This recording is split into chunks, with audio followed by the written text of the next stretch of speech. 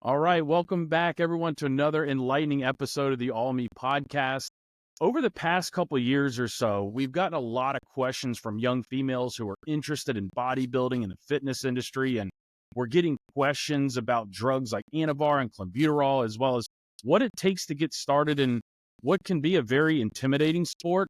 So it was really important for us to find a strong, knowledgeable female who could help enlighten us on these topics. And I'm very happy to introduce you to a very successful competitor, inspirational businesswoman, Stephanie Hammermeister. Thank you so much for joining us. My goodness, it's such a pleasure to be here. My goodness, the mission is so powerful, and it's just I'm eternally grateful for the opportunity. So thank you for having me. Absolutely. And thanks for joining Yeah. us and, being very open on this topic. Because again, it's really important when we're going into schools and we're talking to kids and they're coming up to us and asking us some of these questions. It's a lot recently about some of the fitness influencers, and we just did a whole episode on trend blown or trend because Yeah. that's been super popular on social media. So again, as we've talked, before this interview, it was really, really important for us to find a female, somebody that our young girls can relate to, and you've been through a path of success and all that. So it'll be really good for them to hear your stories and sort of what your experience has been like. I love it. Yeah. Let's get into it.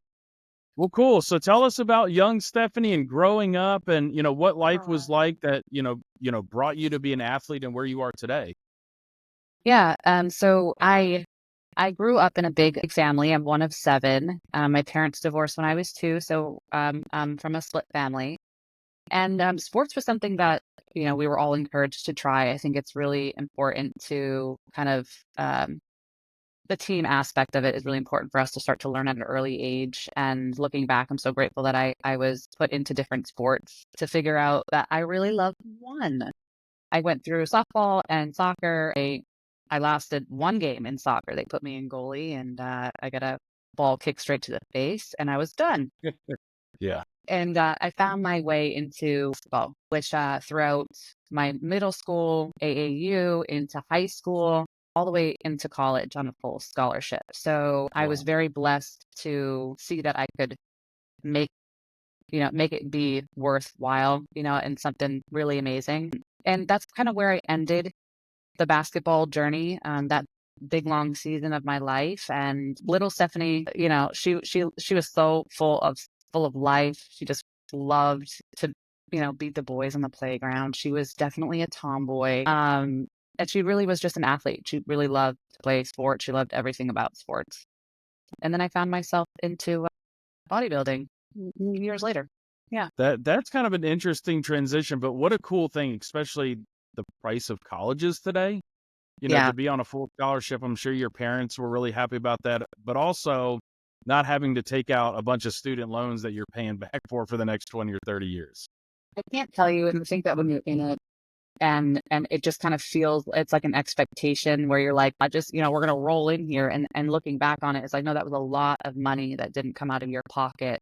And there's an extra blessing upon reflection, right? That you get to kind of revel in, that says, wow, there are people that are still paying off their student loans, and what a beautiful journey it was, an opportunity for you to have that available to you. So yeah, I think in the moment I was just like, yeah, let's go. Like this is just what it is. I was so kind of just, this is what was expected for me. Like I was like, since a young girl, I was like, we're going to college, we're getting some money for it. Like I was on a roll, kind of focused, if you will, kind of just a How one track fun. mind all the way through.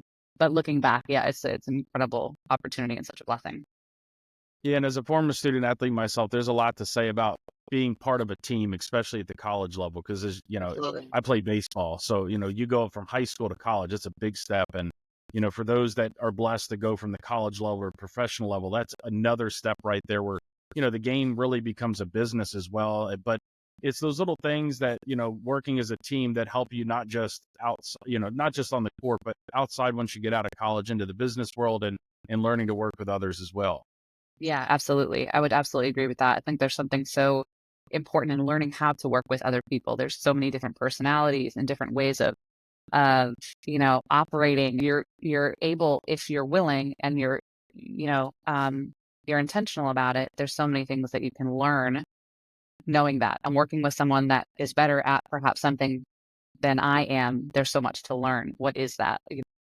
Questions that you can ask yourself to really absorb everything in the moment, especially being part of a team that you're not No, already equipped with, but could be. Yeah.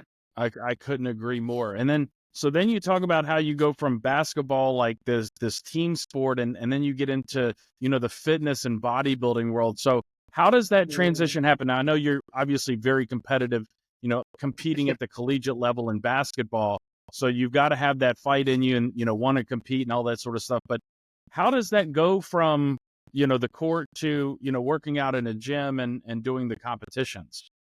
Yeah. So at that point in my life, it was right around, I think right around 28. 2015 was when I started competing. And right before that, I was right out of college. And that season of my life was, there was a lot of my environment was very unpredictable. And because of that, I was feeling like a little out of control. And this is kind of where my mental health and my emotional well-being played a part in all of this, kind of just seeing where you're at. And I think what I was craving was strength. I was feeling like I didn't have any left at that moment in my life. Like I was giving all I could give and it was never enough.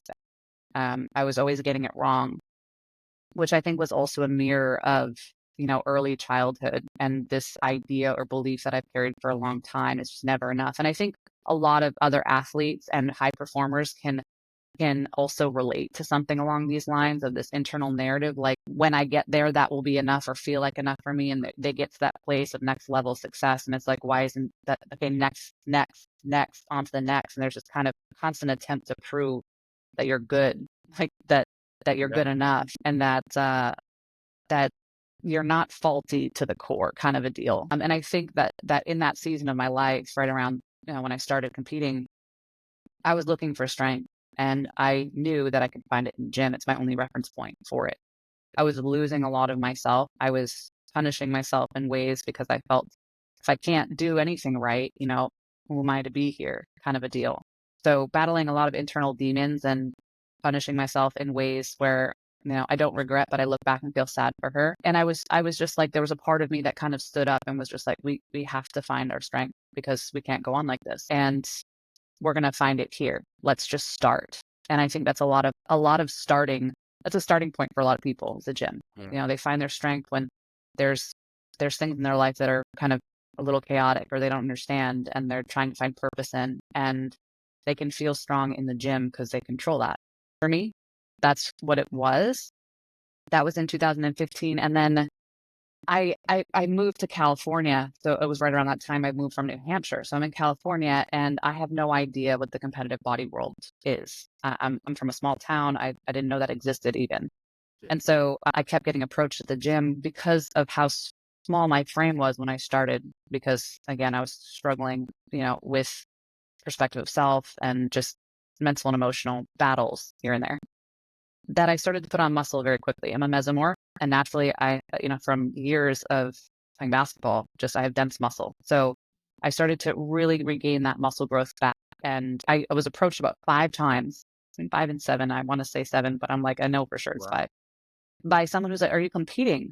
And I'm like, "I don't know what that means. I have no idea what you're talking about." And by the fifth or sixth time, I was like, "I should look into this." They're like, "You have the perfect physique for it. Figure division, like broad shoulders, small waist, thicker legs." And I was like, "I should look into this." And that's when it started. That's when I started looking into it and just like, okay, well, if I can feel strong here, maybe that also can be something that I can lean into and feel even stronger and find just me again. And so that's when it started. That's really cool. So, I mean, so it was like another female competitor that was competing saying, "Hey, I mean, you It should was a really male. look at." They were Really? Okay. males. Yeah. One was a judge and one Okay. just what just followed the industry. And so I think it's a common thing in California to approach people that are, Okay. in some kind of shape and ask them if they're competing. It had to have been at least during that time because I was like, this is so weird. Like I don't know what this means, but cool. So I ended up looking into it, but they were male, which which is interesting, but Yeah. most males Did you also have any follow like, sport. yeah, did you have, I mean, okay.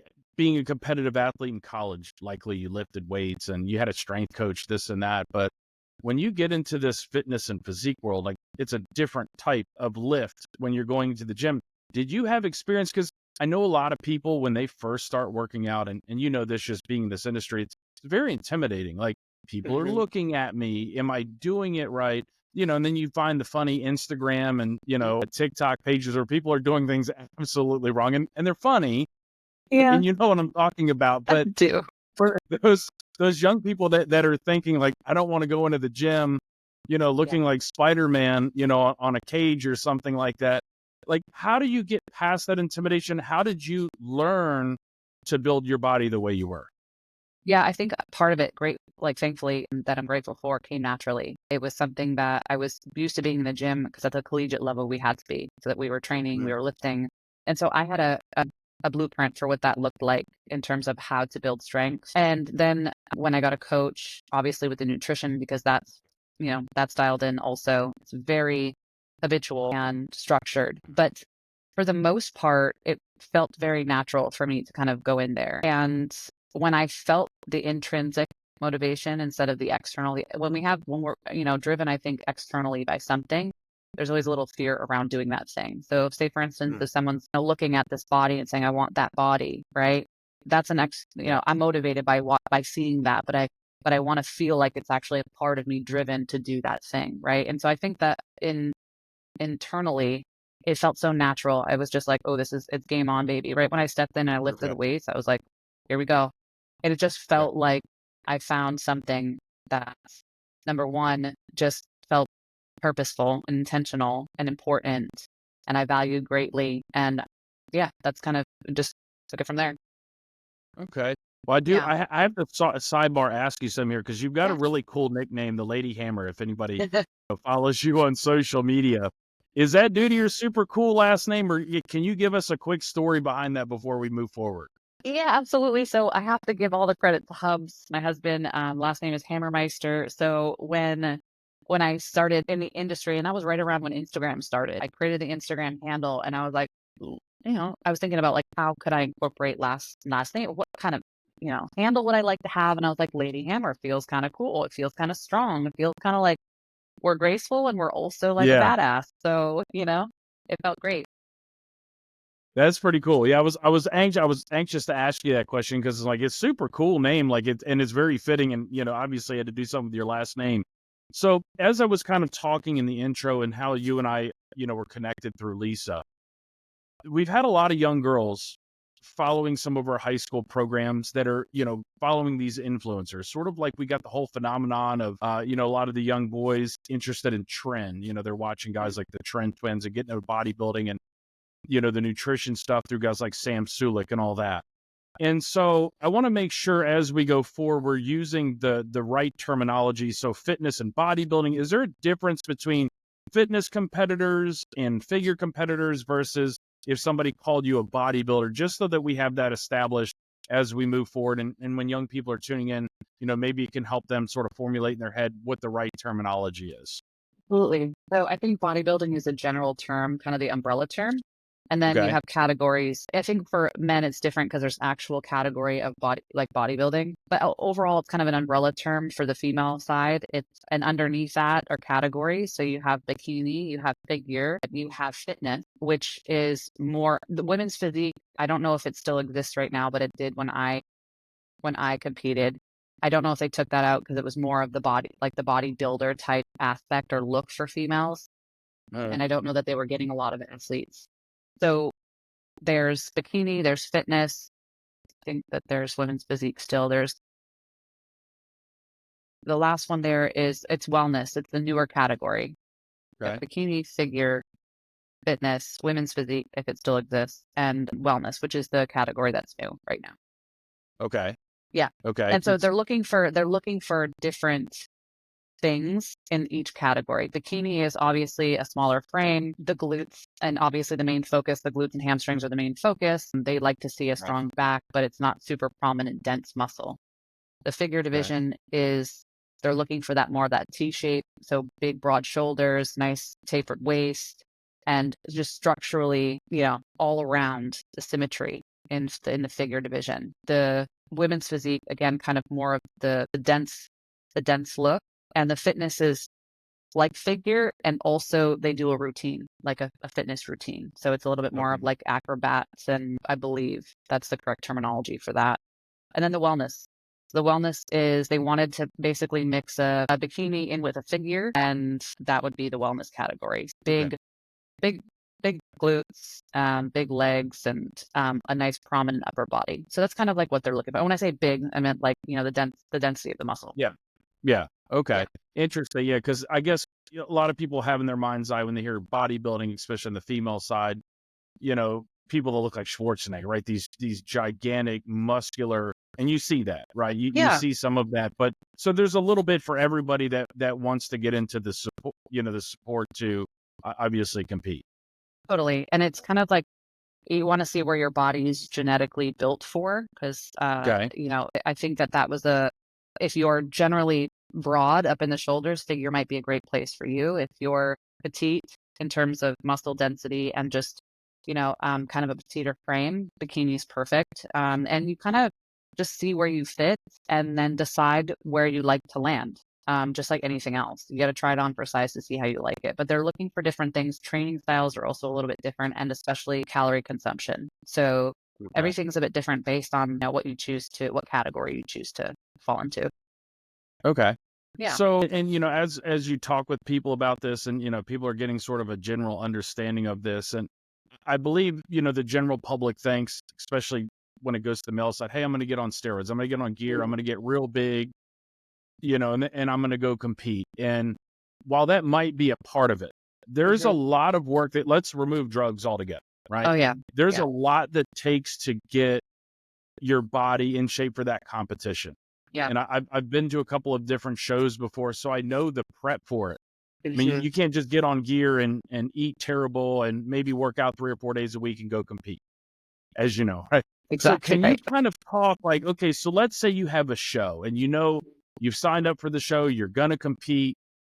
Take us through what it looks like for you as you're getting ready for this show, nutrition-wise, to get your body to the way it looks the day that you're in competition, if that makes sense. Yeah, so I'll just share from my experience kind of what that looked like for me. And I think it's also important to note that depending on your body composition, it kind of depends on how quickly or how long your prep is going to be up at the Okay. stage. And so generally had between a 15-week prep for me was average. 12-week was the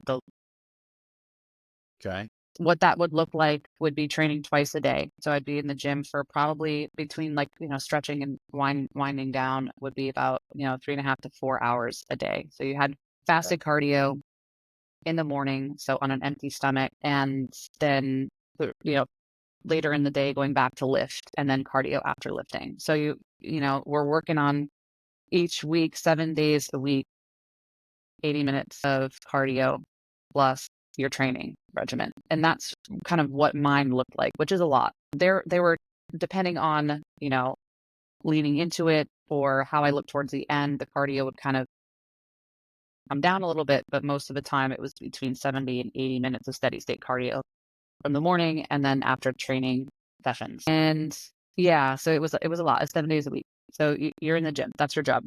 Yeah. And so for Yeah. people who also work, it's also like you're in the gym at 3 a.m.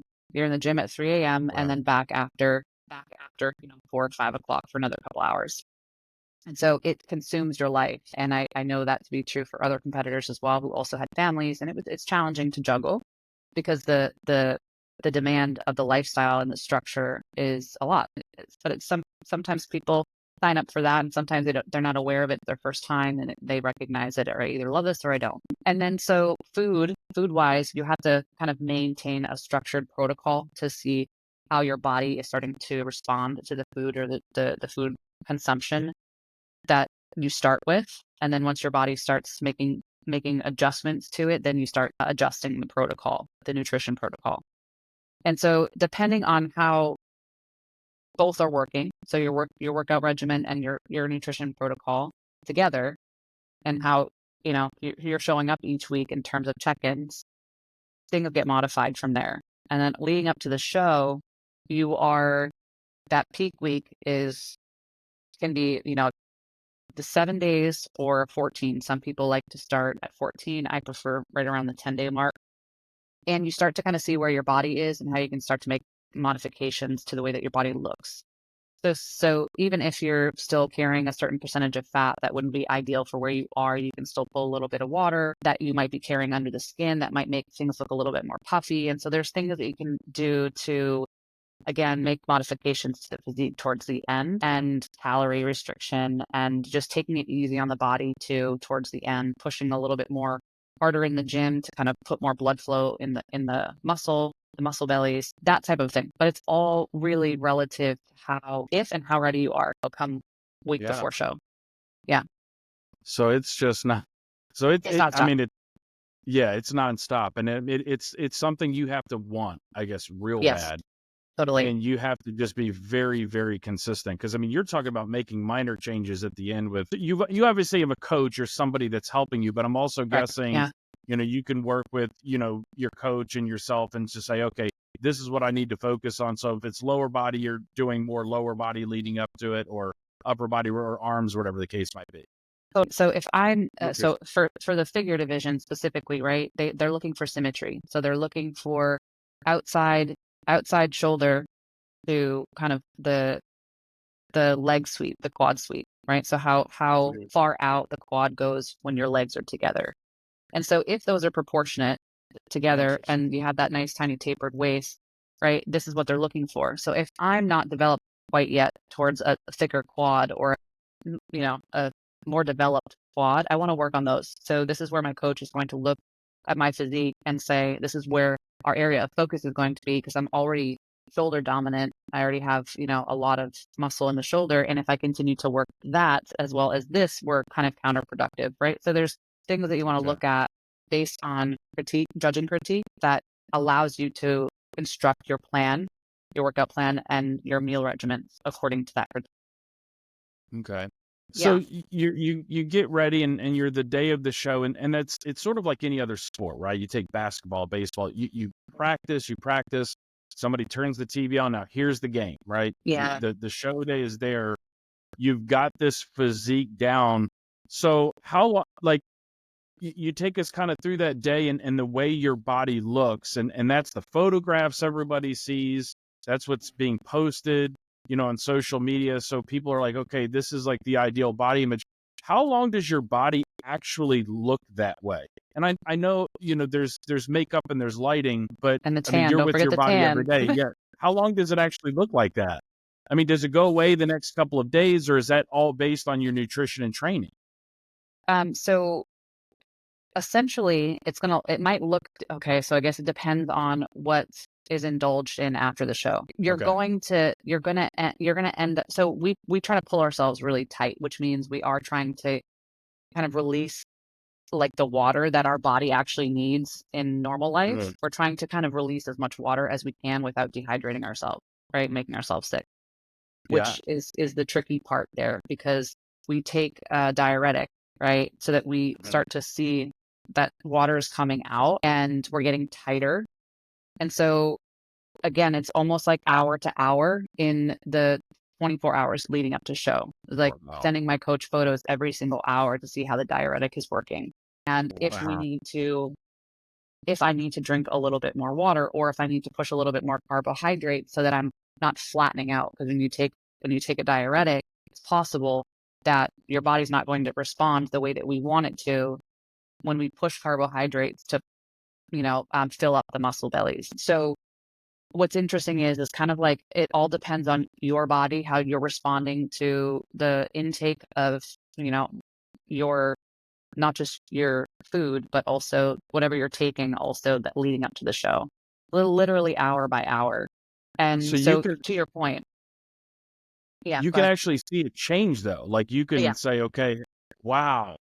especially the night before. So like usually the night before I'll take a heavier diuretic, and obviously this is coach instructed, and there's a certain amount of water you have to drink with the diuretic so that you're maintaining, as you're not dehydrating yourself Mhm. and you're functioning. So the night before is usually the game changer. I wake up in the morning and I'm super tight. This is where you've got hours before on stage, so you have to be very mindful about what you're putting in your body, if you're putting anything in your body. leading up to the show. Oh, okay. So I mean, it's not just working out in the gym, having a good nutrition program and showing up. So I'm Yeah, guessing right after the show when you want to eat and have some water and that sort of that's right. thing, your body's going to change sort of. I mean, it's not going to be, you're not going to like blow up, but your body's going to change from what it looked like that moment you're being judged. Yeah, and oftentimes we do end up blowing up. I know it sounds kind of wild, but it does end up happening. What ends up happening is there's this restriction for so long, and I'm not the only competitor that feels this way and also has dove into the food and the drinks afterwards in terms of even just water or cokes or sodas or alcohol. Like we have this restrictive mindset for so long, so diligent and dedicated and committed. And in the moment we have the opportunity, it's like we explore it, and it gets, Yeah. that exploration can last for 6 hours. And Yeah. so the fluid intake along with the salt, right? We're eating all the salty things. We're eating Yeah. all the sugary things. And so the body natural response from not having any and to being over consumed by it, we do puff out. So it's almost to say that sometimes after the show, you could literally puff out so much that you look like you're 4 weeks out and not that you just had a show 6 hours ago. It's pretty wild. Fascinating. Yeah. Fascinating. So the Okay. Yeah. reverse is so That I did much. not. Yeah, the reverse is just as important as like literally peak week. So reversing, supplying liquids and fluids very slowly so your body starts to acclimate to, consuming the fluid and it's not overconsumption, as well as food, and making sure it's Yeah. not super incredibly salty because you have restricted your salt intake for basically a week. I bet too, like you had like a cheeseburger afterward, you've got to feel awful. Well, okay, so yeah, it doesn't feel good. If you're just Oh, having a burger and fries afterwards, that was my thing, and I also had donuts and other things after that was just like, so I counted down the days to have. But when I'd have my refeeds, it would be, and this refeeds were basically like if we're on track or my body's responding sooner, like than anticipated, or it's getting leaner quicker, then we do a refeed, which is like burgers and fries. And what happened was I'd get pulled tighter, my muscle bellies got fuller, and so you're just starting to see what food also works for you come show day, because it's helpful to see, like pancakes full of sodium, they might blow you out. So you actually look yeah. puffier than instead of tighter. So playing with the food. So I would say for me personally, that burger and fries, I look leaner the next day if that's all I have. I'm all like, I'm still on the same. I look the same. I look the same as if I was on Yeah. stage, just a little bit, not super, super tight, like, really thin skin, but Wow. really, really nice physique the day Wow. after. Yeah. Okay. So that all matters. Okay. Interesting. Yeah. I mean, it's, just trying to get, because too, like we do a lot of work with Major League Baseball, and a lot of the kids think that it's sort of like Little League, right? So for a 7 o'clock game, these big leaguers are showing up to the stadium at 5:30, and they're playing at 7. Oh, yeah. And where in reality, right, they're showing up at noon, they've got to work out, they got to get warmed up, they might nap, because at that level, it's different, right? Yeah. So again, their mindset's different. They're not just showing up just to play the game. This is their career. So it's kind of in line with that. I'm just trying to get this picture drawn in people's heads that you don't just show up looking like that. I mean, it took No, a lot of work and dedication and that sort of stuff. absolutely. I think that's important to note because there is an expectation for some people that I'm just going to go into this and it's going to be as easy as they make it out to be. And I think as a Yeah. competitor, there's a lot of things that we go through. Some are more, transparent about that and vocal, but most of the time we're in it. Like this is a Yeah. me with me, not me versus me. I like that mentality better than the me versus me, but we're in it, like fully in it, consumed in our own self, training every day. And it's hard. And there are moments where you're just like, what am I doing? Why am I doing this? And I don't want to do that. Just like everybody Yeah. else in a different capacity or different domain in their life might feel in certain ways of their profession. But yeah, there's It's moments that we don't show that are like, this is a lot and sometimes too much. yeah, like I Yeah, want to quit, but totally. you've come so far, and it's like you have, like you said, like in any business or anything, you have this vision in mind, this goal in mind that I've got to get there, Yeah. and we'll do what it takes to get there and stay the course. Because at the end, when you look back, like It was so worth it. Yeah, it's good. I get laser focused, right, from start to finish. That there's this kind of Yeah. mentality where it's like you're gonna finish. There's a moment of awareness, I think, through everyone's journey where they're like they're burnt out and I they're can imagine. exhausted. Yeah. And I the can imagine. intrinsic motivator there is got to keep going. We're almost there, like let's Yeah. finish strong on this. And if you have a positive self encouragement coach up here, it can be helpful in those moments of, feeling defeated and burnt out and like you can't do it anymore. Yeah. Yeah. So I want to change gears because oftentimes when you're talking about bodybuilding and in that world, the common element is everybody's on steroids, right? Everybody's on drugs. People are using gear, and we don't want to paint everybody in the fitness industry with a wide brush because one, that's not true. But it's safe to say, like, once you get to like the professional level and you want to become a pro, anabolic steroids, aka gear, testosterone, that plays a role in competition. Is that correct? Yeah, it does. I would say that it does for majority. And Yeah. I don't want to speak for everybody, but yeah. Yeah. Yeah. So, I guess in talking about that, so would you use drugs like during your not during the competition, but as you're working through your competition prep, or is it something that you would do closer to competition day, show day? Talk about like, especially from a female standpoint, because everybody just thinks like every drug that you're going to take is going to make you have 40-inch arms. You're going to be huge, that sort of thing, right? They have the male in mind, or they have, some of the females in mind. But from a female aspect is what I really want to focus on. Like, when would a female like use these drugs like to compete? Yeah. So it's important to kind of also have some I would say that if this is going to be something that you choose to do, that there's a knowledgeable influence in this aspect. There are too many non-positive influences, especially for women and male coaches or even female coaches that are pushing stuff. You need to know what you're taking and what it does to the body. It's important that you're educated and not just taking it to say, give me whatever I need to win. I will say that's the thing that I was always mindful about, because at one point I was upset for having made the choice that I made to start taking them. I didn't need them to go Right. pro. When I went pro, I recognized that these bodies don't look like mine. And so if I'm Mm. gonna hold the status and I want to make it to, these shows and place in Olympia in the Arnold, there was a self expectation that I held, on me that says, let's go. And I betrayed myself in a way, and I abandoned what I valued, which was my integrity and honesty. Because after that point, I was also a fitness coach in the industry. So I Mm. was living a life that I was conveying how you can be healthy in this lifestyle when you were not.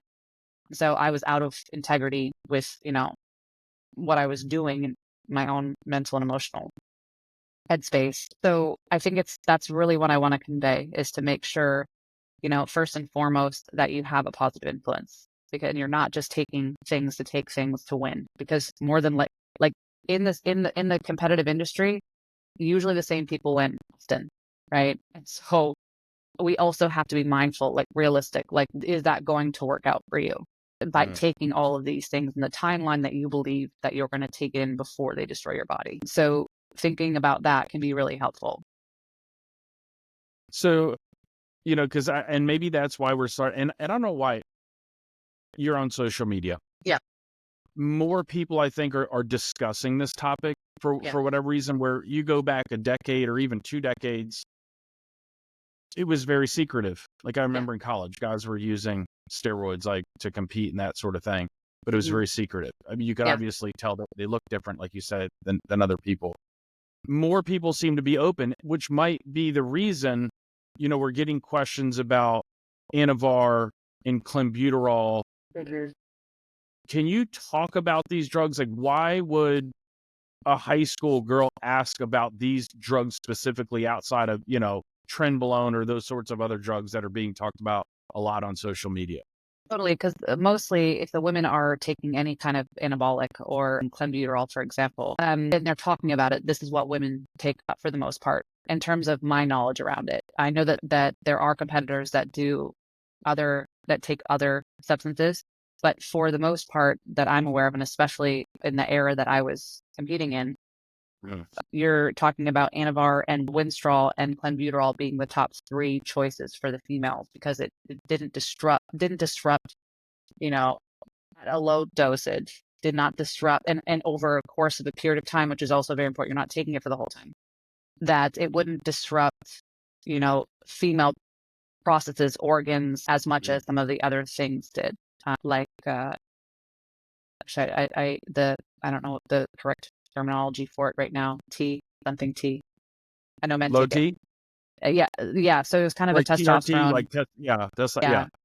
So there, and so what was happening towards the latter part of my career was that women were dabbling into higher doses of, Anavar, Winstrol, and other actual substances that male competitors were taking, and almost at their levels. So it's really scary to start to kind of think about that. But if a female's talking about it, a female bodybuilder, and that's why young females are asking about it, it's more than likely because those are 2 common. Your Anavar and your Clenbuterol are the 2 common substances that you start taking. I found it, Stephanie. I just had gone online. I remember we were laying in bed. My wife was doing something on her laptop, and I had pulled up YouTube, and I had, searched Anavar, Clenbuterol, female fitness or whatever, and just started watching some videos. And she's like, "What are you watching?" I'm like, "This is research and development. I've got to understand this." But it was unbelievable the amount of videos and views and clicks on the same topic. I mean, again, it's like anything else, but I was completely blown away. But again, too, while that might be a bad thing, right? That a lot of people are talking about, on the other side, it's also education, right? Yeah.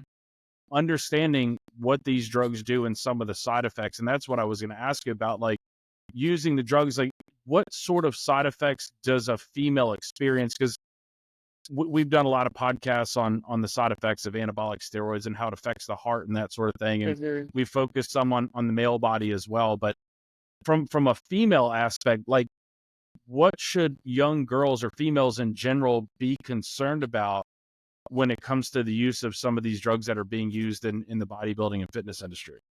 Yeah, so you're not just, the heart especially, right? Like you're not just hardening the muscle, which is what Anavar does. You're hardening all the organs also too. So that's really important to recognize. Like as I'm hardening this, I'm also hardening that because your heart is a muscle, right? So we don't want to omit that. But the side effects for women are deep voice changes. So you'll recognize that a woman who didn't compete or was generally in the fitness lifestyle before, who didn't start taking any anabolics, might have a normal female toned voice, and after taking some anabolic will have a deeper, raspier, so it's like a deep, hoarse voice, as well as changes to the genital area. So that's also something to consider. It's like we're not just modifying muscles, we're modifying a lot of other, and also the jawline. The jawline drops, it becomes denser, which you'll also notice in female faces. Yeah, so there's certain things that you notice, not just with the muscle. Of course, like I have trained to look for certain things. I'm like, she's running gear or something. Some things are noticeable in terms of the muscle density, but also features and the voice, obviously. Hopefully no one is showing the latter part down. Yeah. That's definitely something to consider, right? You're not just taking it for the effects of getting leaner. You're modifying your body's chemistry too. So do they work quickly? Because, again, I want to focus on the female thing, the female, how it affects y'all. But like, for instance, I'll use my brother as an example. I mean, he was able to train every day. And within the first 6 weeks, once he started using these drugs, and he had put on about 30 pounds of muscle. So these types of drugs working in the female body, which again, you think about a high school kid, right? They're working out all the time. They're getting big. We're rewarding them. Wow, this is great. We're obviously 30 pounds of muscle. That's a lot. He was working out in the morning, before school, after school, plus playing sports. Does the drugs work the same way in the female body? Like, do you notice, okay, hey, I'm going to, get on it on Monday, and like a week or two later, do you notice muscle gains, weight gains? Like, how quickly does it work in the female body? So just from my experience, I'll speak from that. With Anavar, I was only cycling Anavar for the the duration of my prep. So if it was a 15-week prep, I'd Okay. start, and it really should be around 12 weeks. Okay. And then the cleanse kind of coming in around 7 to 8 weeks. So there's a protocol for it. And the dosage is also very important. Running it Okay. around 10 milligrams, bikini competitors run it around 10 milligrams. Okay. And that's what I started. And that was actually really quite profound for me in terms of what I wanted to look like. I didn't want to look any bigger, and I didn't want to gain a lot of size. I just wanted to fill in the muscle bellies that I already had. So kind of like a pop to those. And that's what it Okay. ultimately did for me. I did not put on weight, so to speak. As I was training so hard, right? You're training so hard that the dosage at that level is almost reparative. And it's maintaining the muscle that you have so that you can do more cardio perhaps and lean down even more, or have a little bit more fat loss while maintaining the density of that muscle. So really that's kind of the target and the intention for what my preps were, is to keep the muscle and continue the, crazy workout protocols. Yeah. And on a low cal. And so really you're looking at sustaining at that point. So Yeah. it didn't So grow for me. diverse. Obviously at a higher dosage, you're going to look at thicker, denser muscle, and probably a weight gain there. But really I wanted to just harden what I already had and make it, look, well, as you lean down, it looks harder anyways, and just kind of like a little pop out, so to speak. Mm. Yeah. So, and if you don't mind asking, or, sharing any information you have, we can go past it if you want, but like the emotional effects, right? Obviously these drugs, some of them are hormones, Yeah.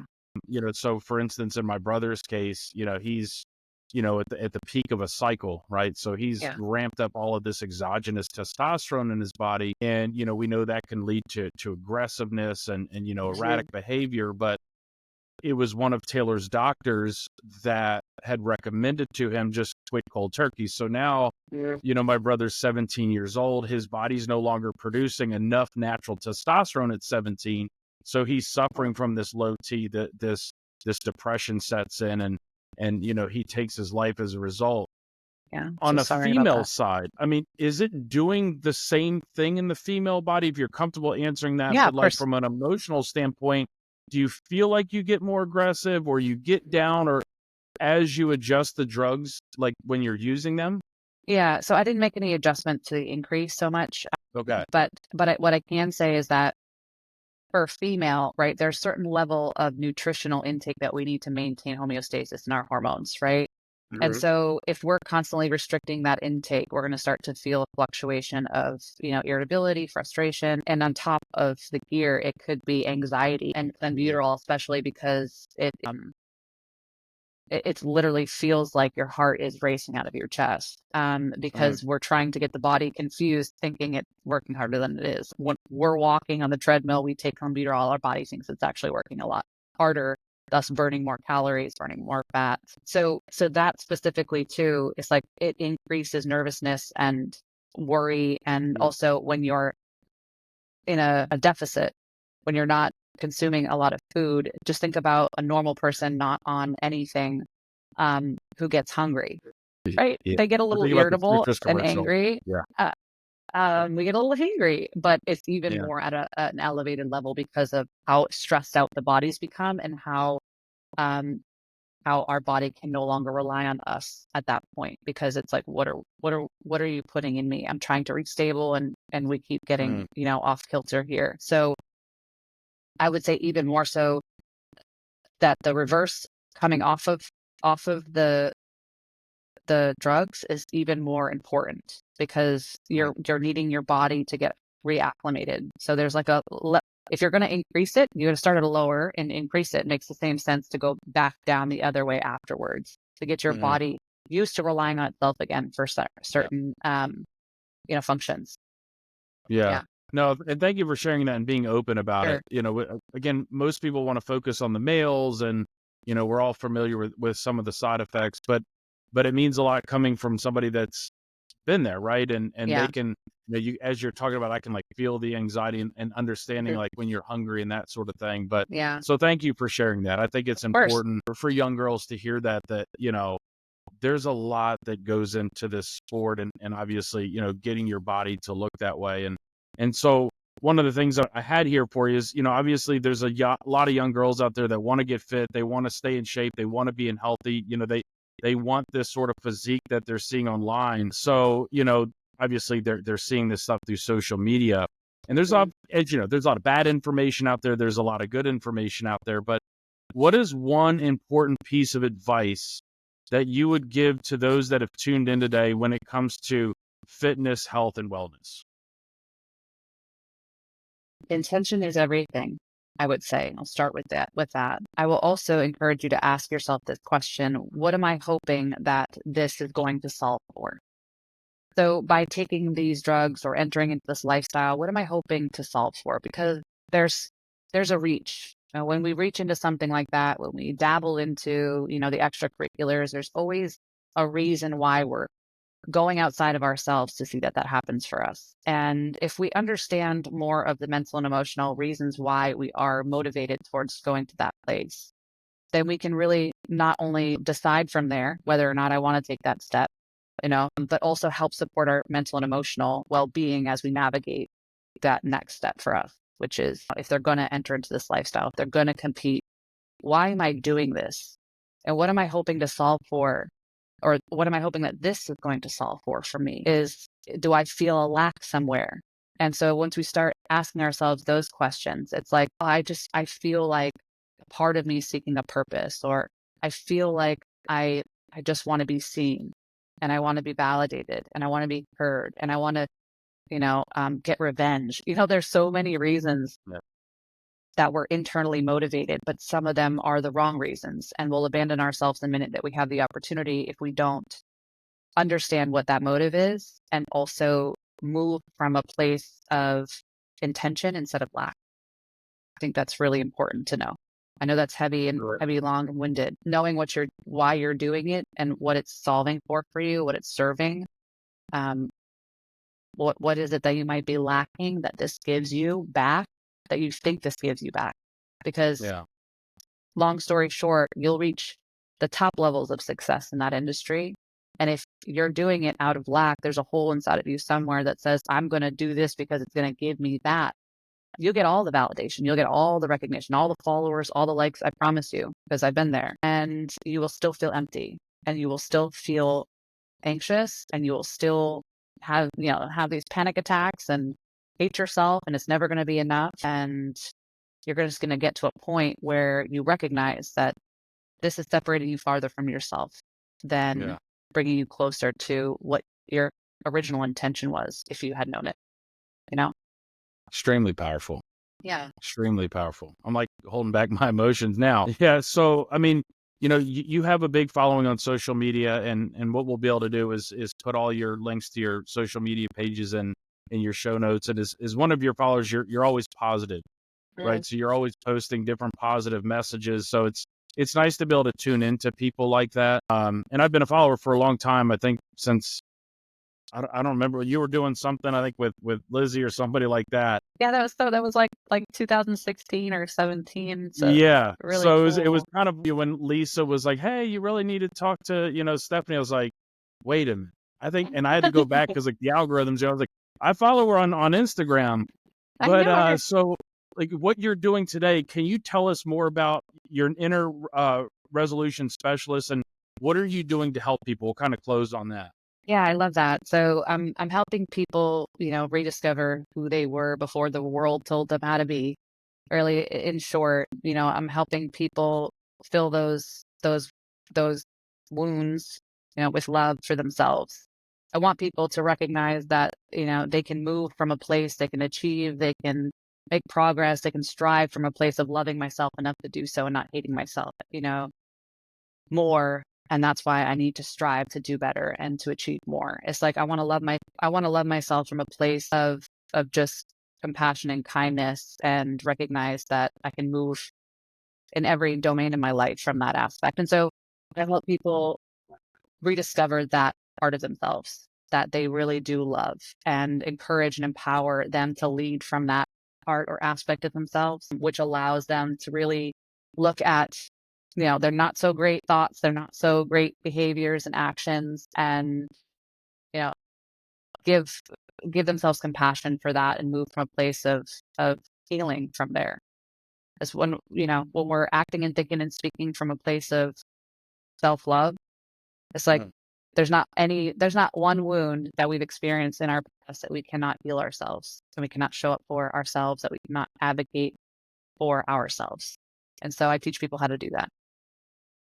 How can they find you? Again, I'll put all your social media links, but how can they find you? And I'll take all these, what you're getting ready to say, into the notes as well, so people can click them as So you go through them. cool. So the main platform that I'm on is Instagram right now. I'd love to see myself beyond, but for right now, it's local to there. So lady__hammer on Instagram. And you can find me through my website. So www.thesayge.com. Reach out through there. And I'm an open book, and I love to converse and love to support. So please feel free to reach out, and let's get you on a path towards loving yourself, a little bit more. Yeah. No, that's awesome. So I want to honor your time, but before I let you go, I have 3 what we call our curveball questions. So Oh, anybody that cool. listens or these have nothing to do with what we talked about. So here are the rules. I'm going to read you the question. First thing that pops to mind, that's how you'll answer the question. You let Okay, me know when you're ready, and I'll read you the first question. go. All right. If you could have an unlimited supply of one thing for the rest of your life, what would it be? I don't know why, but cheeseburgers came up. Okay. Maybe get a sponsorship from McDonald's or your Burger King or something. Oh All right, my number gosh, that was so 2. weird. What is a hobby you've always wanted to pick up but you never have? Mm. I don't know why ping pong came in, but it did. You're asking for first responses. I'm just as surprised as you might be right now. Ping Okay, pong. cool. So, number 3, since you are so inspirational and are always helping others, this one's for you. If you could solve one world problem, what would it be and how would you tackle it? Yeah, self-hate. And I would do that just by, letting people shine a light into the best parts of themselves so that they can see just how beautiful they actually are. Yeah, I love that. Well, Stephanie, thank you again so much for taking time and sharing all your knowledge and inspiration with us here on the All Me podcast. We appreciate you taking the time. absolutely. Thank you so much for having me. It was a pleasure. You bet.